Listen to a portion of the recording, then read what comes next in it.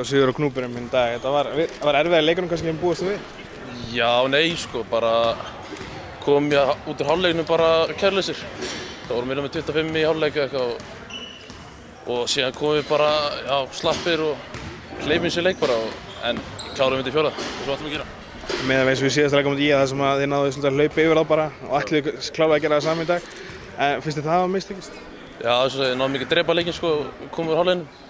En þú veist, vorum aldrei stressaðir, bara þú veist það áttist í fjórða og við sem bara áttum að klára þetta. Þetta fór svolítið upp í bíó hérna í þriðja leikluta, hvernig er tilfinningin að spila svona leik? Já, svo áhorfendur eru bara inn á vellinum og það var einn sem var rekinn út af bara áhorfendur búin að missa sig en þú veist, maður verður bara að gíra sig upp í svona leiki.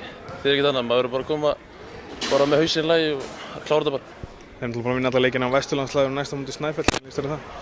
Það er bara næsti sigur.